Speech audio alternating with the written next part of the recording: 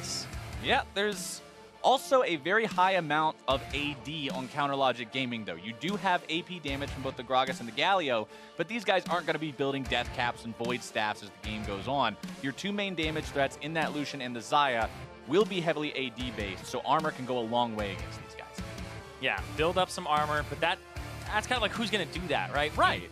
Phoenix1 has that Nidalee in the jungle. They don't have the Gragas, and you've got to have the Renekton, right? The Renekton's going to build mostly like life items. Like later on, you can see some armor, but early on, he's going to be going Black Cleaver, Titanic Hydra. Sometimes we see Blade of the Ruined King on him. And Tahm Kench, as the support, you've got support items to take care of first. You've got Sight Stones, you've got... I feel like Ninja Tabis goes a long way here in this game. That's definitely the armor item that you're going to see of choice on the side of Phoenix1 for Zig, for potentially MikeYeung. Even Arrow may be going for those options, 80 carries these days. You never know what exactly you're going to be seeing. But loading into game number 2 here, Phoenix1 wants to do what they did in game 2 yesterday against Dignitas. Find that swift win, find that team play. We saw them get a pentakill just after 20 minutes in that second match versus Dignitas, and 25 minutes in, they just won the game. Some excellent Talia wall placement from Ryu was the catalyst for this team to be able to make the rotations and the plays they needed to end the game swiftly. Probably one reason why the Talia was banned out by CLG this time around. Loading into Summoner's Rift for the second time now. The gate's about to go down, the player's about to run out. You expect to see anything too crazy level 1 here? I don't expect much level 1 in this this game. I feel like CLG winning lane in their bottom side, winning lane in mid with Ignite on Lucian. Ooh, okay. Baby, that's the... Gonna get aggressive. I was expecting heal, but all right.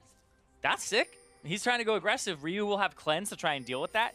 But this is going to be pretty bad for Ryu. Cleanse doesn't work in Ignite anymore, does it? Yes, it does. It still does? Yeah, Cleanse removes summoner spells.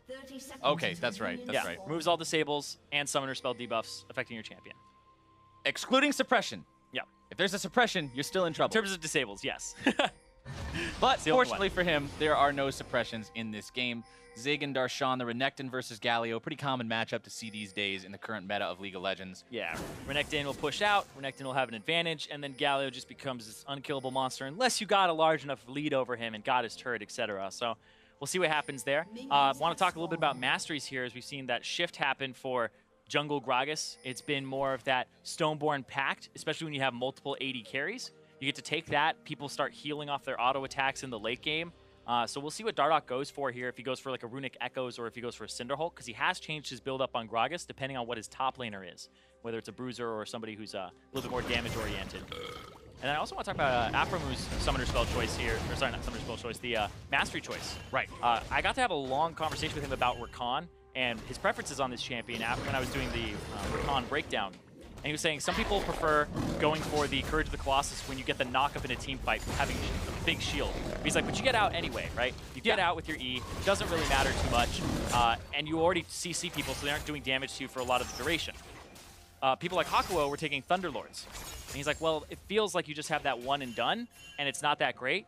Whereas he goes for the Windspeaker's Blessing, and he thinks that the shield and giving it twice to somebody for extra armor and MR increases their trading, and makes him feel really good in the lane phase too, because he has that heal on top of it too. So Rakan has 2 ways to activate Windspeaker's Blessing during the laning phase to help his AD carry just have a little bit more trading power and resists. And especially when he's paired with Xayah, remember, that has double the range on the shield. Rakan normally 500 dash range to an ally to shield them. When he's dashing towards Xayah, it's 1,000 instead. So very easy for him to stay within protective range of Stixxay and make sure that he's giving those buffs. Yeah, cheats a little bit too, because it puts you on the other side of them. So it's like 100 extra units on top of that. So if you're engaging, you go to the other side of that person, and then you're even closer to the engage. If you're disengaging, you go to the back side of the person, and then you're even further away from danger. So it's a really neat ability in that regard. Quick bursty trades from Zig in the top lane. Exactly what you'd expect to see from that Renekton. As MikeYeung going very low in his own jungle. Doing a lot of clear. Decide to go over the wall here. Look to take the Scuttle Crab, heal up a little bit in the process. Yeah, took the Raptors, and those are a little bit rough for Nidalee sometimes, but took a decent amount of damage. We'll see what happens here. Oh, could very easily run into Dardoch here. He's level 4. Dardoch's only level 3. Nidalee's an exceptional duelist and will do a lot of damage to Dardoch here. And I like He's this. forced to flash over the wall. MikeYeung doesn't go for the aggression, and this is a losing top lane matchup for Dardoch. So Dardoch's gonna wrap around, pull Huhi over, and they're gonna see they might have a fight here. Yep, there's Galio. MikeYeung's gonna be slowed. Galio looking to make the taunt happen onto MikeYeung. Huhi going in for some damage, and Huhi is gonna be first blooded by MikeYeung, who goes down in the process, giving double buffs over to Dardoch, over to Darshan, excuse me, who flashes over the wall. The miasma slightly too late. Yeah, a little bit too late there to prevent the flash. Oh, that could have been perfect there to keep him there for a few more seconds, but he used the blast cone to get over in the first place, and that's what made it so he didn't have to use that. And now Darshan, this was a matchup that was good for Zig. Now it's bad for Zig. He has double buffs and he has triple Dorans after that kill. That's exactly what the Galio needs to do. Like, basically, I joke about it, Galio's full build now. Right, because all he does is has the uninteractive lane where he just holds down Q and throws it out. But MikeYeung gets picked up here, but that was a great collapse onto Huhi, and then MikeYeung goes for the top instead of the bottom to try and escape, and Darshan's able to pick him up there. When you start the game as Galio, you pretty much have a quest given to you called Win the Lane, and the objective is pick up 3 Dorian's rings. You hit all 3 of those, you win the lane, you're perfectly fine. You can just keep farming up, hit the back line with that Winds of War, and make it so you don't really have to interact with the enemy player that much if you don't want to. And Zig hasn't backed yet either to use his teleport. Just trying to trade with Darshan, who has the double buffs. Full Fury, though. Darshan's very aggressive. What was I saying? Good God, man. The slam into the ground. I know this, that you lose that lane. You have it backed. He has triple Dorans. He has double buffs. Zig has just not been playing well this split at all. Zig really not showing any respect at all towards his opponent and what he was capable of doing. That burst, remember, not only does the blue buff give you the extra ability power, well, no, it doesn't give ability power anymore. It gives you the extra mana regeneration, but it also gives you the cooldowns to make sure you get that rotation up that much faster. Yeah, exactly. And the health regen of the red, the extra damage. This right here, it just, he's not even just trying to clear the wave at this point. He goes for the stun, and it looks like he didn't have an E there to try and get out, and then he may have just been trying to clear it so he could back, but that was too aggressive of a trade in that situation. I understand what Zig was going for. He wanted to clear the wave, deal damage to Darshan, so that when he TP's back, he's dealing with a half HP Galio with a full HP Renekton that just purchased, and a Galio with no TP. So I understand that's what he was going for, but he didn't respect the circumstances of this is a Galio that already got fed a kill. With double buffs, and he's already shopped. And you haven't. Zig now back in his lane, still slightly ahead on farm. Got himself 2 different Dorian's items and a long sword, so he's in an okay enough spot, but really, really mindful of exactly where he stands in this lane now against a 2-0 opponent. 2-0 Galio is bad enough. You can't let him allow him to continue to get stronger. Miasma placed down. Huhi returning auto attack. Huhi's almost 6. There he goes. Huhi's got the level 6. Calling's gonna be coming out. Kapow, kapow, kapow. Can he find the damage? Yes, he can. Who is he? The CLG mid laner. The CLG mid laner, of course, grabbing the kill. 1 versus 1, completely didn't even have the ignite available, didn't need it. Got the damage. They were both almost level 6 there, and then the 6 comes through for Huhi off the minions next to him dying, and then he just pops the culling. He engaged immediately when he needed to. Look at this though, MikeYeung in the top side, going for that gank I was talking about last game. Finds quite a lot of damage down onto Darshan. More burst coming through. The taunt gonna give him the courage of the Colossus shield. Darshan needs to try to escape this, but there's no way out. And the gank from MikeYeung is successful. And they'll get some top lane turret damage as well and pull Darshan or Dardoch up to this top side. There's no teleport here. And Huhi knows that Ryu can't really contest this wave. Throws out that. This minion dies next to him. And then he gets 6 and he's ready to go. And look at that, they get him. Oh, Dardoch! Wow, okay. I like this, the Bruiser Nidalee, or the Nidalee playing to the Bruiser top. That's what you want to see, and now Zig is back in this game. And we were talking about how Zig made a mistake, underestimating his opponent, sticking around too long. Dardoch just makes the same mistake. He hangs around underneath this turret, doesn't give credit to the damage coming towards him from Mike and Zig, and ends up getting himself killed for it. Now MikeYeung has the opportunity to give this blue buff over to his mid laner, but instead secures it for himself. Yep. Much safer to give your own over, you know? Just wait, young Ryu. Yep, we'll get yours in a minute. First, we got to make sure we steal this one away from them. Yeah, and then he has to go to his top side, do this red, and then go around. So the blue buff will help this Nidalee do the route a little bit faster so he can get to that side. Plus, I don't know about you, but when my mid laner just got done getting solo killed, I'm not always too eager to give him a blue buff. I gotta wait a second and make sure he's not gonna do that again, and then I give it to him. Yeah, handing it off. Are you gonna do it? Just be like, all right. This is a test. Promise. This is a test. All right, as long as you don't die in the next 1 minute, we're gonna give you the other one. Yeah, and then if it happens again, you don't give it to him for the next game. Yeah, at that point, it's just, it's Nidalee buff at that point. At that point, you add him to that list you have. Darshan taunting up Zig as he tries to walk back towards the lane. Darshan, even though he was at one point looking really good in this lane, now he's the one with the level disadvantage. Ninja Tabbies and 3 Dorian's rings, though, we already talked about it. Even when you fall behind, if you're in a spot that's not too appealing, you can still participate in the lane, still clear out those minions. Yeah, but things have been accelerated here. Ryu, though, Huhi next to Dardoch. Oh, Miasma down. Huhi stunned up. Knight down onto Ryu. More damage coming through. Dardoch getting himself killed. Now Huhi going to be exhausted, trying to find the kill onto Ryu, blowing the summoner spells, but will not get anything. And Phoenix1 turns it on in game 2. And Phoenix1, I didn't talk about their composition much at the start because Counterlogic Gaming's looks a lot more cohesive with like double AD. They have the Stoneborn Pact and tanks, etc. and Engage. But Phoenix1's, like I said, it's all over the place. But they have so much skirmish potential. The Tahm Kench to bring people there, to out-rotate. The Varus, which is quite good in these little skirmishes, and the team fights, as well as the Cassio. But then their top side of the map is just so strong at having 2-on-2s, 3-on-3s, and now they're bringing it into this part of the map, which is Counterlogic Gaming loves 2-on-2s in early fights, right? One of the bloodiest teams in the league, the bloodiest team in the league. And MikeYeung is showing up big this game in his routes, really tilting the top lane matchup as well. Phoenix1 is up almost 3,000 gold 10 minutes into this game. That is a massive gold. We've seen what great junglers can do to teams like Envy when Lyra got brought on, right? Revitalize that team. MikeYeung, 100% KP right now, 3-1-2 on this Nidalee. And just like Jazz said with balls in the Diamond 2 meme, there's more to life than solo queue. Right. We checked his solo queue. We were giving him a hard time for it. I know, the worst win rate champion that he has. And seriously, this Nidalee has looked very clean, especially up against Dardoch on this Gragas. Abused that pick. Maybe that's what's going into his head through this. He's Dardoch saying, oh yeah, he's just a Lee Sin one trick. It's like, okay, let me show you my Lee Sin. My Nidalee. Yeah, my Nidalee Sin. Dardoch hanging out behind this wall, though, seeing if maybe he can come around, do something to Ryu. But Ryu checked it, but didn't see him. Still playing. Still hanging around here. Gotta be careful trying to dive onto a Cassiopeia, though. There's a lot of damage potential there. CLG will be happy just to try to take down first turret, but not enough minions to accomplish that goal. Yeah. Xpecial rotating. Arrow has bot lane priority. He's actually winning in CS right now off of what happened in the rotations. Stixxay will pick up some on the bottom, but he's losing a bit. And now Phoenix1, across the board, every lane is a little bit further ahead than their lane opponent. This should be a winning situation for Phoenix1 if they just play skirmish style, play to the lanes. Look at this.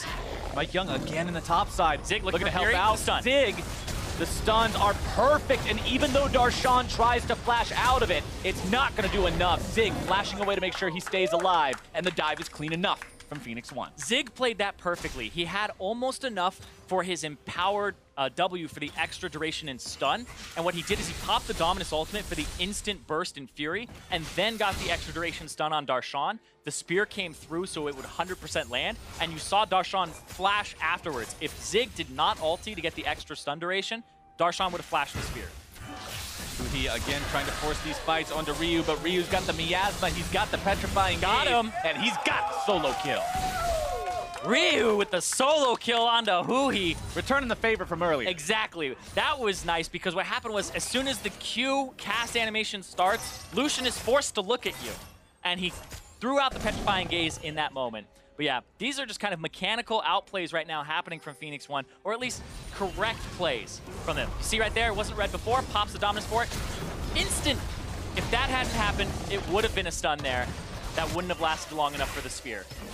Aphromoo almost taken down mid lane, having a run here along with Stixxay. Phoenix1 has 4 bodies middle. They've already got themselves 1 turret, seeing if maybe they can find some more. Ooh, MikeYeung going for Rod of Ages. Doesn't want to get burst out by any AD carries in this game. So looks like he'll be looking for that off the Catalyst soon.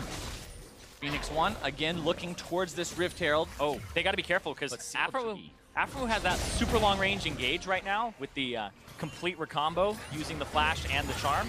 Well, see right there, there it is, exactly. There it is, right onto Arrow. The damage coming through, the root is out. Xpecial looking to save that AD carry if he can, but it may not be enough. Arrow goes down, Xpecial will be number 2 as CLG grabs themselves a double kill for the mid lane. And like I said, you gotta watch out for that engage range, and this will get them that mid lane turret. CLG Gaming will pick up their first turret of the game, where P1 already got that first brick up top.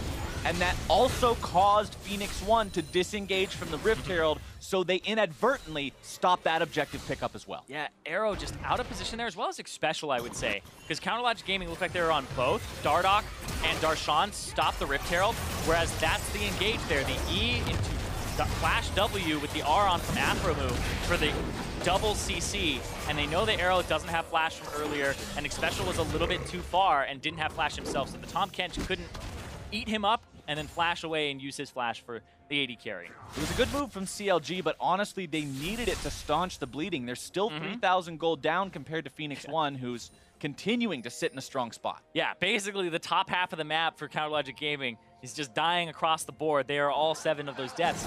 And then the bottom lane is like, what's going on, guys? Like, come on. And I really do credit Stixxay and Aphromoo with being possibly the best Rakan and Xayah combo in the world that I've seen so far. With the way that Aphromoo plays this has just been fantastic.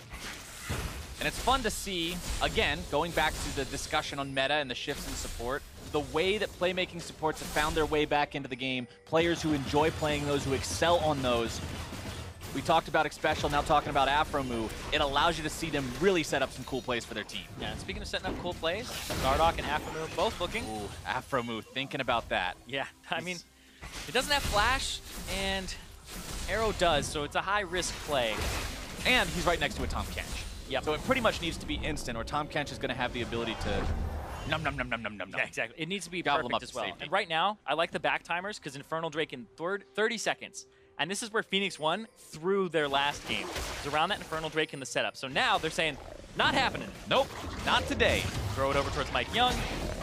8% AD and AP is nice, having a Nexus is nicer. Not worth making the trade. Exactly. They didn't even get it last time, right? It was picked up so quickly by CLG. Right. CLG was just sneaking it the whole time with Dardoch, while everybody else was dancing around being like, oh yeah, we're not in there. Oh. MikeYeung and Ryu both are sitting on over 1,000 gold in their inventories right now. So this is going to be a little bit slower than you would hope, but they'll trade Rift Herald for it because CLG Gaming don't want to actually go after this at all. Yeah, CLG not feeling comfortable taking a 3,500 gold deficit team fight at this point in the game, so they'll switch themselves top side to the Rift Herald. Yeah, this can get stopped. They're going to push mid here on P1 side, and I feel like this Rift Herald won't be done fast enough. They see it now. Arrow threw down the blue trinket that he purchased after getting level 9. They're going to get the mid turret and rotate up, try to stop the Rift Herald from going down. Zig is collapsing on the top side. He's going to cut off Dardoch. This is they're going to pick it up. They're going to pick good early rotational play from Phoenix1. This is where they out-rotate their opponents, both yesterday and today. Phoenix1's pre-20-minute rotations have been on point. Yeah, but they lose their top turret, and their bottom turret is going to lose a wave as well. So it's going to be questionable, but I like that. Transporting Arrow a little bit faster to the bottom side so the turret doesn't go down, and he picks up some minions. Tahm Kench.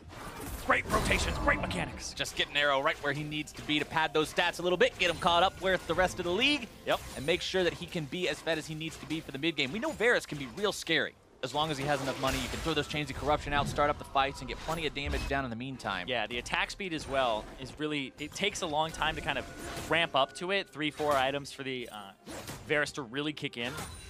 And that's what they're looking for. And it's just Arrow to pick up even more attack speed. But they don't really have a gigantic front line. So instead of front lines, they're running multiple threats. But the threats need to be strong enough to get through the front line of CLG Gaming fast enough. So it's kind of that race of Phoenix1 need to be ahead enough in damage to beat the tankiness of CLG Gaming, because otherwise they just get rolled over by these tanks. Right. And at this point in time, Phoenix1 is ahead enough in terms of the damage. MikeYeung can just eviscerate people with these spears. Yeah, and he's been doing fantastic. 3-1 and 3. Also double Rod of Ages and a tier, so there's a lot of scaling to come through for Phoenix1. The question is, was this a dip for them in power because they purchased these items and are waiting to ramp. And speaking of purchasing items, I want to go back to a question that you posed earlier on at the start of the game, talking about the build path for Dardoch.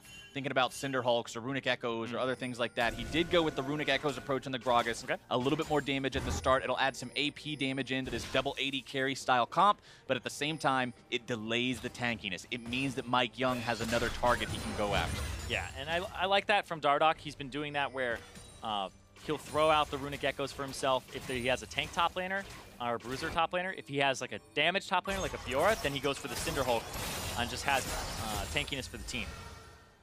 Stixxay sweeping up those minions pretty quickly for himself. The Emax on Xayah is a very effective tool for just raking all those feathers back, taking all the minions that you can. And Aphromoo with the Ruby Sightstone very early on means he's going to go Talisman of Ascension. And I've talked to him about this as well, where he thinks people going Spell Thieves don't get enough out of the item, where you go Talisman for late game, because Rakan's Engage, both his Battle Dance and his Grand Entrance, are actually based off your bonus movement speed plus a static unit number of increased speed on the ability. So the faster you are, the faster the ability actually travels. So when you pop the Talisman of Ascension and the Quickness, which gives you 200% movement speed for just a moment at max rank, it just is incredibly quick. And so Aphromoo is looking for those very flashy engages without having to use flash every time. Aphromoo and Stixxay in a defensive position bottom, but they're going to have to defend against Rift Herald. Yeah, the Rift Herald will do a lot to this turret. Get it to about half, and then it'll just pop it. And I think it's going down. Nope. Almost one hit. Almost. That was almost really cool looking. Yeah, but not very quite. close. Not quite.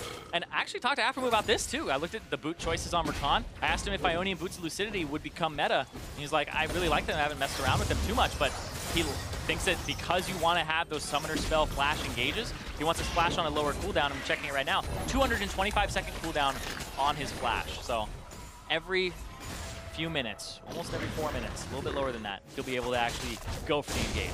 Yep, 225 means you have the reduction both through the Ionian cooldown boots and through the masteries. Yep. So Insight. Loss of 75 seconds on that cooldown, which is honestly quite a significant impact. If you've got a 300-second cooldown compared to 225, that's more than 1 minute less on that timer. Gives you a minute 15 of a window to actually do something and jump in there. So I'm interested to see that he picked it up and started messing around with it. P1 continues to build their gold lead, though. Yeah. They've got it up to almost 4,000 gold now, and that's not even including the Ocean Drake and the Infernal Drake bonuses that they have under their belts. So CLG is continuing to play this one on the back foot. They're not trying to rush anything, not making any crazy risky plays, trying to get back into the game and put themselves in the driver's seat as quickly as possible, just scaling up right now. Yeah, they have a few item breakpoints for CLG Gaming coming through shortly. Arrow eats almost a full culling, but he has the Nidalee to back him up. MikeYeung, though, also picking up a decent amount of armor for himself to deal with this composition. And a Baron could be in the near future for Phoenix1, or at least a bait here. There's no Ashe to kind of constantly check like before.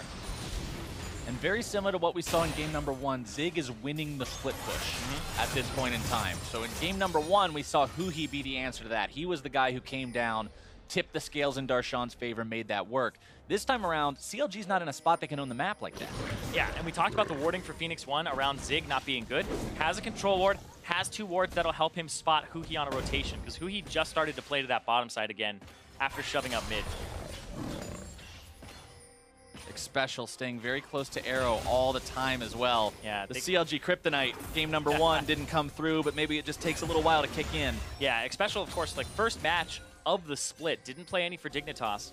Moved to Phoenix1, and then, oh, first game wasn't that incredible from him, but I do feel like there was some compositional mistake, or not mistakes, compositional, just team mistakes overall. Yeah. I felt like he did what he could to kind of just mitigate whatever damage was coming through, and he did a good job there. But we'll see. The laning hasn't improved too much. And Xpecial wasn't known for the lane phase in the first place. Well, P1 puts MikeYeung on the Ocean Drake by himself. Doesn't really need any help taking that one down. He'll secure it very easily. Yeah, they trade Ocean Drake for top pressure, and so the Baron was something that they just cleared all the vision out of, but they don't have the tankiness to do it just yet, or the damage in the same place. Yeah, there's no way CLG's going to get a Baron in any amount of reasonable time with the way they currently are. Darshan just doing everything he can to clear these bottom side minions out before Zig can get any additional damage onto the tier 2. 3 turrets to 3 overall. So So the teams are actually tied in that respect. No tier 2s have gone down just yet, but both sides have removed that entire tier 1 ring, meaning that if either one of them wants to get gutsy, they can move a little bit deeper into enemy territory, get down some wards, try to keep an eye on those rotations. But if anybody's going to be doing that right now, it's Phoenix1. Yeah, and like you said, with the wards and rotations, the wards on the bottom side of the map are actually pretty complete here in terms of vision for Phoenix1. They have wards all throughout the jungle. They just had their control ward in one of the entry points cleared out, so they do have to back off. But then that means they sacrifice all the vision on the top side. So you're placing ward spot, obviously don't have enough for the top side of the map. Essence Reaver and Hurricane now done for Stixxay's Xayah. So going to have some more AoE potential as well as just the damage of the crits. The cooldown's really big for Xayah too, a champion that's heavily reliant on making sure that she has those Blade Caller roots and those Feather Storms to get herself out of trouble. Yeah, the Runett's Hurricane is a little bit odd because it doesn't actually throw out extra feathers to my knowledge. And yeah, that would be a little bit crazy if you had a feather from your main attack and a feather from both volts. The champion would have just a ridiculous amount of feathers laying down on the ground. Maybe he knows something I don't, but I've seen a lot of I've seen a lot of different Xayah builds, and this is the one that has been kind of the head scratcher for me, is the Runett's Hurricane. They just value the fact that he's going to build more AD and will have a lot of extra damage in AoE team fights. So if that's what they're looking for, then that's good, because you'll be able to hit all of these squishes at once. Xpecial tanking some damage here, but the root comes out, lands onto Aphromoo, who's going to be jumping to safety off of the back of that extended range jump that he gets when he's next to Xayah. Yeah, the battle dance incredibly far. Down bottom, though, Zig is kind of winning this matchup slowly but surely. Again, 2 levels up, waiting for Darshan to hit that next one. Gonna trade, heal, try to back up. And it doesn't look like that damage did as much as it actually did, because Darshan's shield makes his health bar look the same, but it did actually hurt him. Yeah, the first times you like punch a Galio as a melee champion or like a physical damage hitter, you're like, I'm doing nothing! And then it doesn't actually hurt him, but it does. It does. Yeah. Oh! The damage, and Aphromoo is going in to make the entrance. He's got the Galio right behind him, but can they find what they need in terms of damage? MikeYeung on the back line, going to be shot now by Huhi. Gobbled up by Xpecial, knocked up into the air yet again, and Dardoch's able to find the first kill. Stixxay under pressure from Zig as Huhi goes after Ryu. That's going to be a very important target to bring down. If they can do it, the winds of war will blow. But Dardoch can't make the chase just yet. Xpecial with another save onto Ryu. Darshan wants to go for this if he can, as Zig will fall to Aphro and Stixxay. This is just a complete routing of Phoenix1. They're going to turn on the Baron now. This is what we've talked about, Zirene, about Phoenix1, the objective control in the early game, but they still can't win the fights. Arrow almost has ultimate. He's a few seconds away from it here, and Aphromoo is trying to run. CLG might be putting themselves in a really risky spot here. The miasma over the wall, putting some damage down onto these guys. Huhi dashing right back in. Baron is still pretty healthy, honestly. Very low health bars on CLG. Huhi drops. Darshan going to be taken low. Ryu's still alive. Aphromoo behind, and CLG's efforts are squashed. Got to be careful here. Darshan is dead. Dardoch is the one that we're actually talking about. Yep, here comes MikeYeung from the other side. MikeYeung should show up in time. Dardoch's not going to be finding his way out of this anytime soon. Decides to take a blast cone, trying to get himself a little bit further away, but Nidalee is very effective at chasing him down. CLG with a pretty critical error there. But now it might be a Baron for Phoenix1. The jungler down for 35 seconds. Darshan has teleport. Aphromoo and Stixxay on their way back, but this goes down so fast because of the Cassiopeia. Yeah, Phoenix1 very, very happy about CLG's decision to overstay for that Baron. Phoenix1 is able to make the punish, and now they might get even more. Stixxay slowed down and forced to flash away. Going to be bursted through. A killing spree for Ryu, and Phoenix1 has found themselves an absolutely awesome spot to be at in this game. Aphromoo the next target. Ryu still looking to chase, but no longer cares. The T2's the target. Yeah, they have that Baron buff. They have Stixxay down for 30 seconds, and this composition does not have wave clear except for the Lucian ulti in the Q. It's kind of the Galio, but the Baron minions, it does nothing. Knock, knock, Zirene. P1 at the door, but Aphromoo is not willing to let them in just yet. Ryu popping the cleanse to keep himself alive, as Zig on the front line will hold CLG at bay. It's still a 5v4. Phoenix1 trying to get themselves out of here. Xpecial taunted up. Spear comes back, finds its way into Dardoch. CLG goes too far. They've still got to respect what Phoenix1 may be able to turn this on, but P1's gone. If you're chasing right now, you have double Ocean Drake as Phoenix1. They can run and actually just regen while they're running. So it's not something that's actually going to be incredibly favorable for CounterLogic Gaming to continue. But this right now feels a lot like it's a battle of the two supports trying to get what they can. Watch this from Aphromoo. He saw the start there of the Tahm Kench Abyssal Voyage, gets a 3-man double CC chain, but then the flashes come out. MikeYeung is now on the other side. Xpecial gets knocked up, can't flash with MikeYeung in his belly. He wanted to flash that wall with MikeYeung, gets knocked up, MikeYeung gets spat out, and then killed. So Xpecial a little bit late there, and then Dardoch wanted to flash the wall. Body slam had 2 seconds before it was off the cooldown there. And then we saw Aphromoo try to go for another engage, and Xpecial stopped that last one on the top. Chains of Corruption fired off by Arrow. Don't find their mark. Aphromoo half HP though. Yeah, Dangerous level to be at for your initiator. Yeah, definitely had to talk about what happened last time, but look at this. Look at the Huhi goes over the wall. Arrow gonna be charmed up, stunned up, gobbled up by Xpecial, trying to get him away as Huhi continues the chase. Arrow gets shielded, Huhi's gonna be damaged, gets himself almost taken down, but Arrow goes first. Stixxay trying to work his way into the fight as Darshan will be soaking damage from multiple members of Phoenix1, and he will not get himself away. MikeYeung will zone the rest of CLG, and Phoenix1 finds themselves the 2-for-1. Yeah, 8,000 gold lead for Phoenix1, and this Mountain Drake will start going their way as well. This is just such a... This is an intense game in terms of the engages. Aphromoo went in, and then Xpecial, like I said, the battle of the supports. The QSS came out from Arrow. Didn't matter. Xpecial was there to help him out. Phoenix1 have been ahead this entire game, and now they're starting to see the effects of that massive gold lead. Right here, Aphromoo charms both of them, but doesn't get the knockup on both, and allows Xpecial to go for the nom there, to devour on Arrow, to keep him alive for enough time to return damage and make Huhi overextend to the point where Ryu has damage on him then. Ryu 4-1-3 on this Cassiopeia. His survival a couple team fights ago where Dardoch wasn't able to chase him over the wall was so critical to allow Phoenix1 to punish CLG's Baron attempt, turn it into their own Baron attempt. And just like yesterday, where we saw Phoenix1 get their win in Game 2 today, Ryu's having an awesome performance. Yeah. And this guy stepping up is just paramount for this team to find these successes. Something about Game 2 Ryu, right? If every game Phoenix1 played could be Game 2, this team would be on a hot streak. They've just got to translate that Game 2 magic into Game 1s and Game 3s, and they're going to be just fine. But they've still got to close out here today. They've got almost a 10,000 gold lead, which is really, really huge 30 minutes into the game. I mean, that's not something you can easily overcome if you're CLG. Abyssal Mask and Frozen Heart on the Galio, so trying to be as tanky as possible, but you saw what happened to him in the last fight, Zirene. He was on the front line just trying to soak damage from multiple people on P1, and it did not work. Yeah. Zig getting chased down by Huhi, forced to flash out, the culling into his back the whole time. Huhi just relentless with this pursuit onto that Renekton flash forward. Couple more auto attacks, and Huhi takes him down. Man, Huhi is having none of this today. The guy is just bloodthirsty. I am loving his play on these guys, being incredibly aggressive on the Lucian, on the Ahri, whatever it is. Huhi is always playing up, and that was a sick chase down with a crit there too off the Zeal.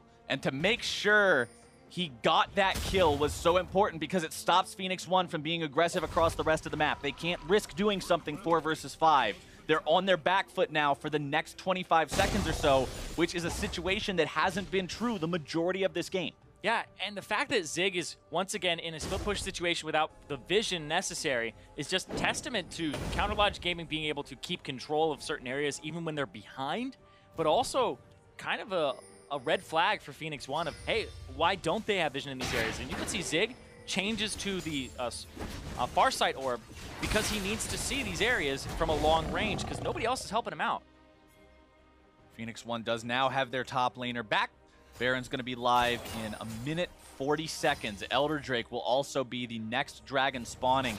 And remember that Phoenix1, one reason they've been controlling this game so well, they've had the Drakes the entire time. 2 Oceans, 1 Mountain, 1 Infernal. Complete control over that neutral objective means that when Elder spawns, that's going to be huge for them as well. So very, very big neutral objective concerns for CLG at this point in time. The last Baron nearly sealed their fate. when they unsuccessfully went for it. And Elder Drake, if that goes over to P1, man, they're staring at a troublesome situation. Yeah, and I like how P1 are cutting off a lot of the ways that CLG get back in the game, and that's mostly through Aphromoo having those flash engages. Xpecial has a QSS for himself now, so if he gets charmed, you QSS the charm, and you eat whoever, Ryu or Arrow, whoever is getting CC'd, and keep them safe. Look at the damage that spear did to Stixxay. Yeah. That was one MikeYeung spear, took him down to about 55% health. As Zig and Mike are now setting up shop in the enemy jungle. Aphromoo gonna be forced to pop the ulti just to get the charm down. The root comes out onto Zig, but Stixxay's forced to pop the ulti. Mike gets some nice damage with an AoE root, instead just calls it back onto Zig, who's gonna be gobbled up to safety. They take the red buff on their way out, but Phoenix1 will not find the team fight win. Yeah, 20 seconds though on the Baron. It's a reset and a run for it with no vision from both teams. Stixxay super low, doesn't even have regen or a way for him to really actually get a ton of HP back here. He's got some honey fruits. Yeah, that's what he's That's got. something. He'll be in decent enough shape to still make the fight happen. Remember, multiple Warlords, so yeah. resources spent by both sides there. There you go, the Warlords at this point. Yeah, gives him so much off the AD. I always forget about late game Warlords, how much it heals people. We're seeing like 300 pluses from people just off of when it's charged. But right now, it looks like a pick. The setup here from CounterLogic Gaming, this is the team that's down 9,000 gold, and they have the position on Baron, and they're saying, you fight us, you come to us. They're daring Phoenix1 to fight them. They know that they've had the advantage in fights so far. Yeah, but Phoenix1 is saying, hey, we want mid priority, and you aren't really gonna do the Baron. Yeah, they're calling the bluff. They're saying, look, you might be the better team fighting team, but we're currently the team with 9,000 gold lead, which makes us the better team fighting team. Sometimes that can catch you though. We'll see, the QSSs are not up for Xpecial and Arrow at the moment, so this would be the opportunity for Aphromoo to actually go for something. Ults are now back up as well on CLG's bottom lane. Xpecial gonna be taken low, thick skin forced out. With Tahm Kench vulnerable like that, that also makes the people he can save more vulnerable.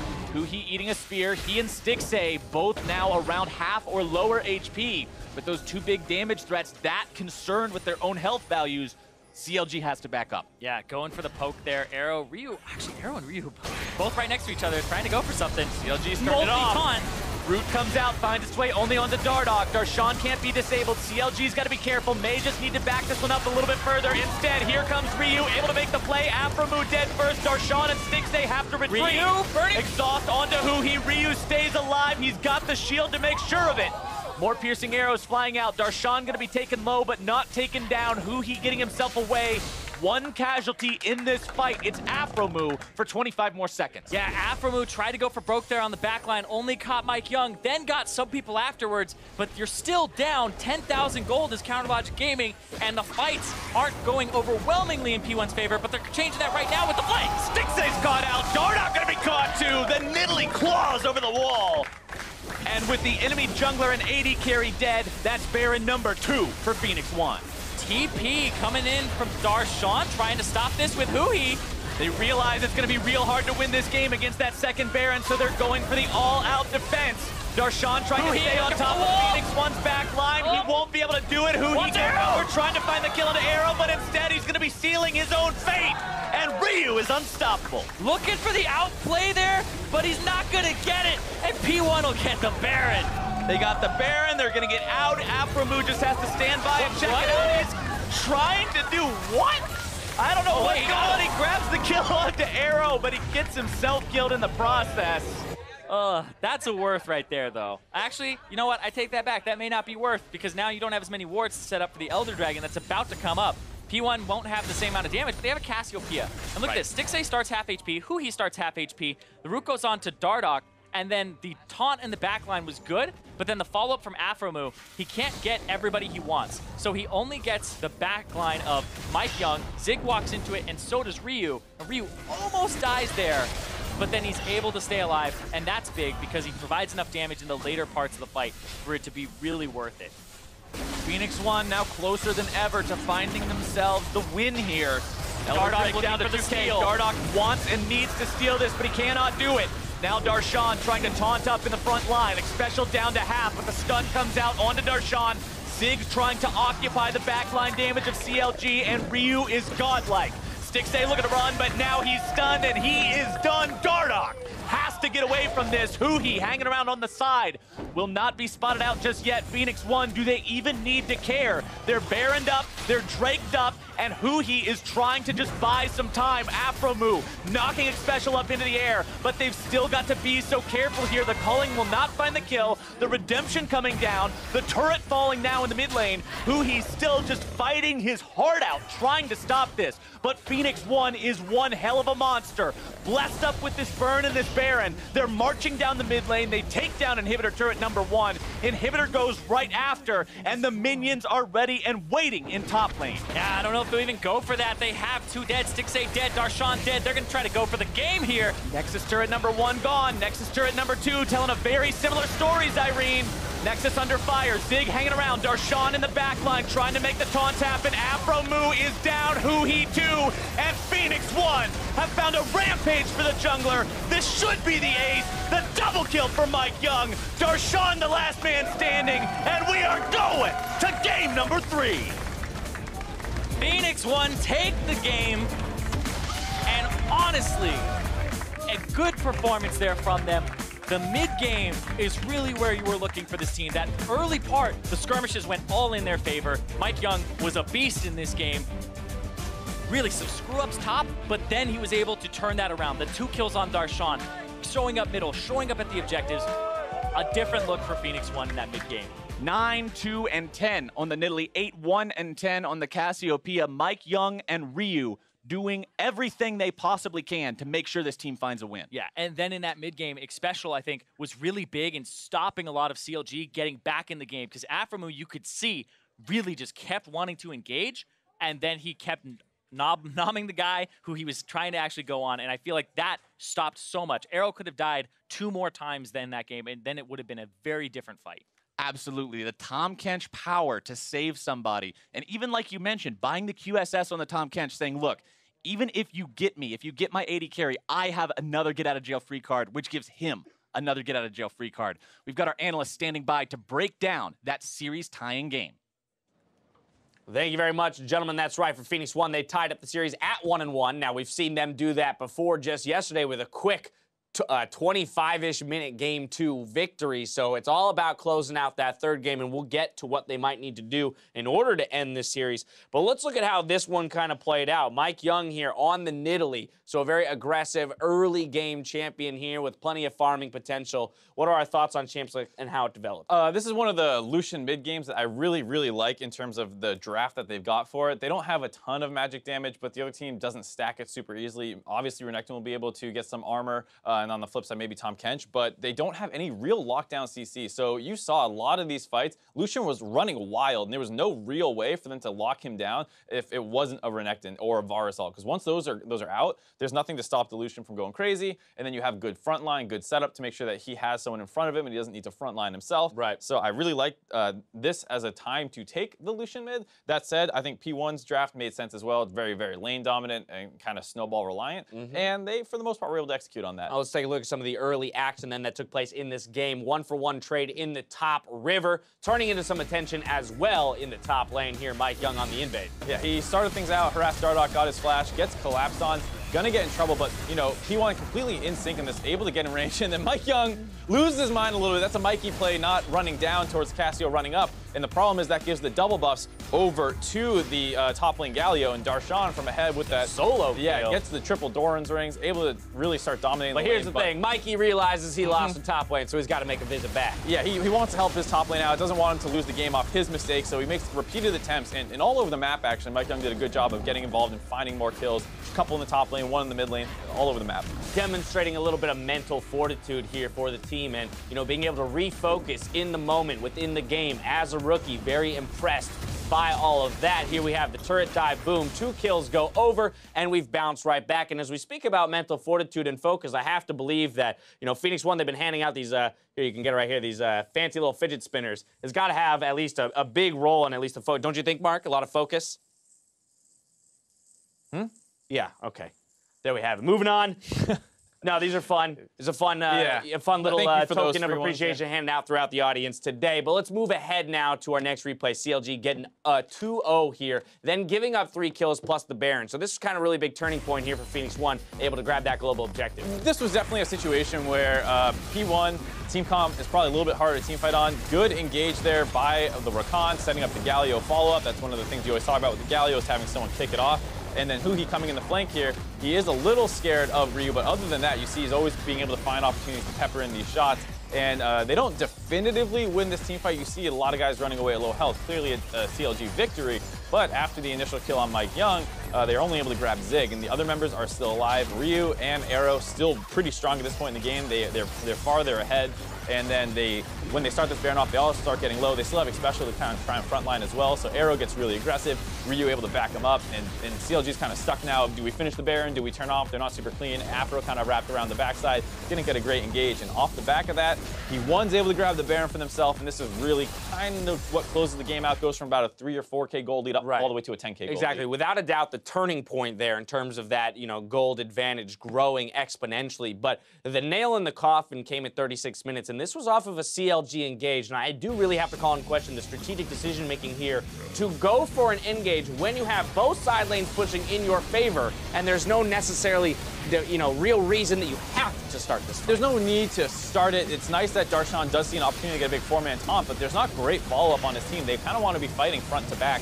And when they go in, Darshan does not have any follow-up after that 4-man taunt, has to ult out. And now you're in a losing team fight situation when you have, like you said, this map advantage. And the problem is, not only do you lose 1 man, but now you see that after that play, P1 goes to threaten Elder Dragon. That forces CLG to go into Baron, and then they use the Tahm Kench global mobility to collapse, get a couple more kills, and secure their last Baron. And that's where we have to give credit to Phoenix1, is that in that situation, they kind of recognize the push and pull of the map itself, saying there's 2 big global objectives. So if we feint towards the Elder Drake, we have to be aware of the fact that they might make that move towards the Baron. That's exactly what CLG does. They recollapse, use that Tahm Kench ult to pick up 2 more kills. Then Baron, Elder, walk it in through the base. You're beginning to see the impact of Xpecial already. I don't think you could count on Shading to make that call. 1, Tahm Kench probably isn't in his champion pool, and 2, does he know that, like, hey guys, they're going to be on Baron, let's go back up there, I'll use my Tahm Kench and we'll catch them out. That's something that you got to look at and say, this looks pretty good on that side. MikeYeung, huge early game on Nidalee, bit of a risky pick. You do need to have those kinds of early games to be useful with the champion. Yeah. But he does it, the team closes out.